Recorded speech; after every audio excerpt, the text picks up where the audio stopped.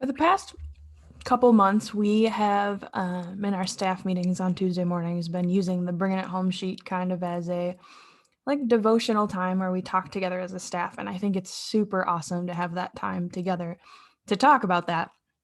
And this week for Holy Week, we also did that. And one of the questions on the sheet this week has you think back about times when you were younger and how you would celebrate Holy Week.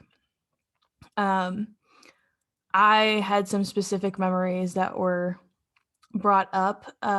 For me, at least, I specifically remember going to church on Maundy Thursday, Good Friday service. I went to Trinity Lutheran in West Seneca growing up.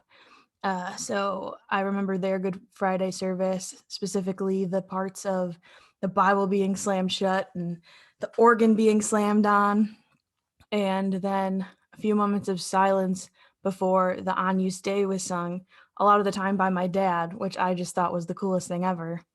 But I always very specifically remember Maundy Thursday and Good Friday just being a time where I really had a lot to contemplate, or just like really think about how extreme, you know, um, all of God's blessings for me are. And just the gift that he gave us of his son is just like so that's really what we celebrate this week the most.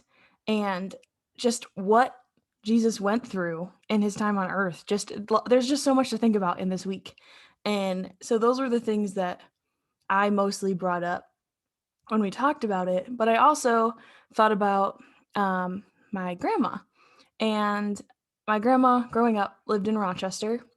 So she was about an hour away. But every Easter break, she would come up on Saturday before Easter, spend Easter with us. And then we would go back to her house and spend break with her. And that was always one of my favorite times. I loved having that time to spend with her. And I remember specifically one Easter when she was at our house on Saturday night, we made resurrection cookies. And these cookies are basically meringues with pecan and chocolate chips in them. But the process of making them isn't just like, hey, we're going to make some cookies. It's each step of the recipe goes through the whole Easter story, down to sealing the oven shut with a piece of tape and not opening it until the next morning.